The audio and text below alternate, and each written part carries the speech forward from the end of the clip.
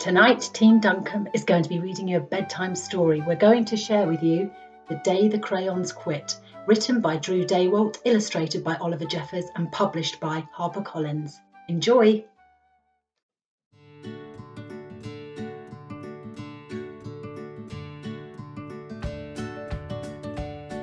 One day in class, Duncan went to take out his crayons and found a stack of letters with his name on them.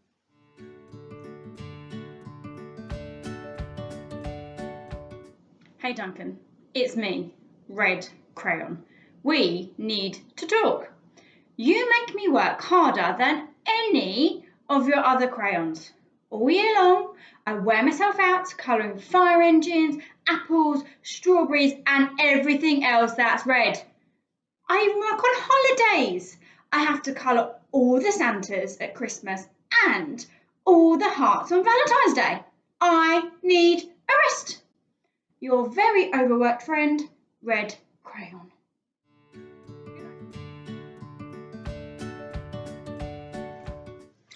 Dear Duncan, all right, listen.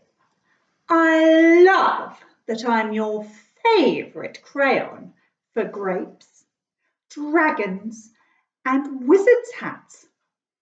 But it makes me crazy that so much of my gorgeous colour goes outside the lines.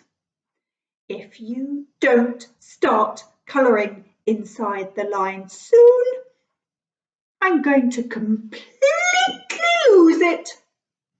Your very neat friend, Purple Crayon.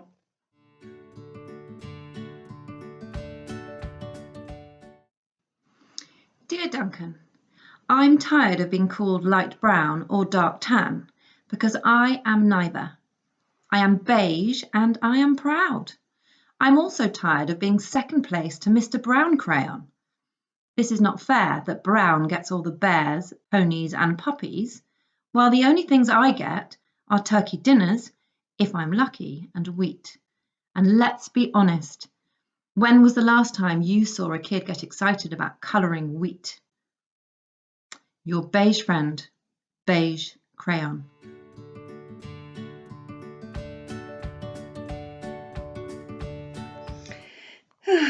Duncan, Grey Crayon here. You're killing me. I know you love elephants, and I know that elephants are grey, but that's a lot of space to colour in all by myself. And don't even get me started on your rhinos and the hippos and the humpback whales. You know how tired I am after handling one of those things. Such big animals. Baby penguins are grey, you know.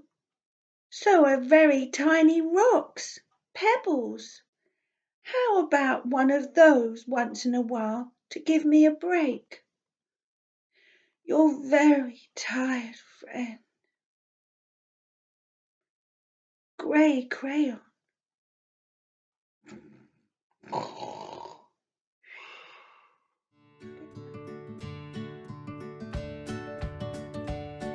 Dear Duncan, you colour with me, but why? Most of the time I'm the same colour as the page you are using me on, white. If I didn't have a black outline, you wouldn't even know I was there. I'm not even in the rainbow. I'm only used to colour snow or fill in empty space between other things. And it leaves me feeling empty. We need to talk. Your empty friend, White Crayon.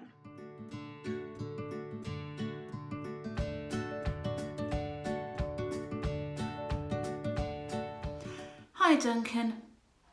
I hate being used to draw the outside of things. Things that are coloured in by other colours, all of which think they're brighter than me. It's not fair when you use me to draw a nice beach ball and then fill in the colours of the ball with all the other crayons. How about a black beach ball sometime? Is that too much to ask? Your friend, Black Crayon.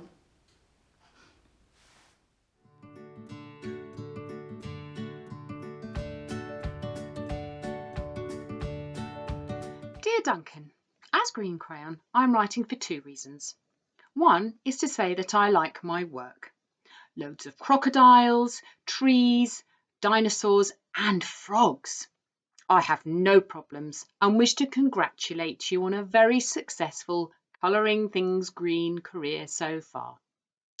The second reason I write is for my friends, Yellow Crayon and Orange Crayon, who are no longer speaking to each other. Both crayons feel they should be the colour of the sun. Please settle this soon, because they're driving the rest of us crazy. Your happy friend, Green Crayon.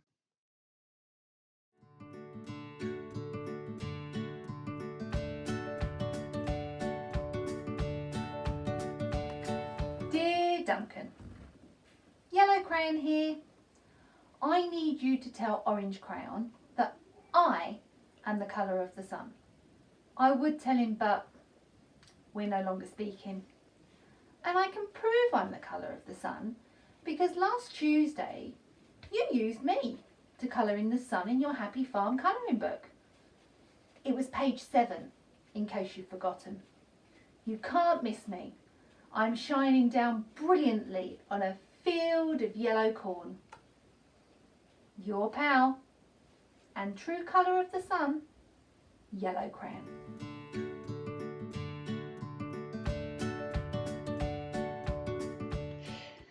Dear Duncan, I see Yellow Crayon already talked to you, the big whiner.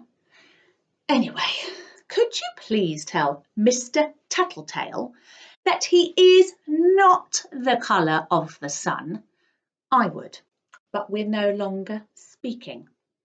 We both know I am clearly the colour of the sun because on Thursday you used me to colour the sun on both the Monkey Island and the Meet the Zookeeper pages in your Day at the Zoo colouring book.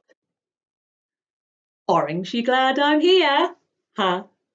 Your pal and the real colour of the sun, Orange Crayon.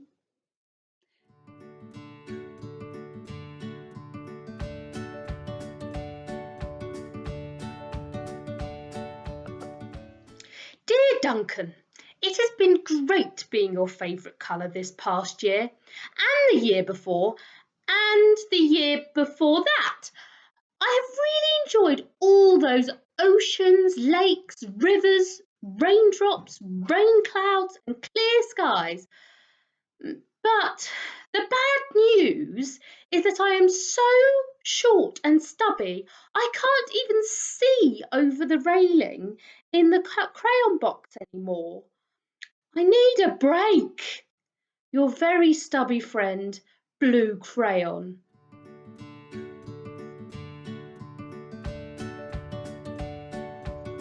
Duncan. Okay, listen here, kid. You've not used me once in the past year, and it's because you think I'm a girl's colour, isn't it? Speaking of which, please tell your little sister I said thank you for using me to colour in her Pretty Princess colouring book. I think she did a fabulous job of staying inside the lines. Now, back to us. Could you please use me sometime to colour the occasional pink dinosaur or pink monster or pink cowboy? Goodness knows they could use a splash of colour. Your unused friend, Pink Crayon. Well, poor Duncan just wanted to colour. And of course he wanted his crayons to be happy too. And that gave him an idea. When Duncan showed his teacher his new picture, she gave him a good work sticker for colouring. And a gold star for creativity.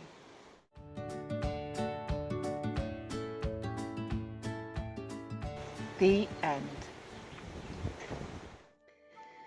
Hi everyone, Miss Sands here.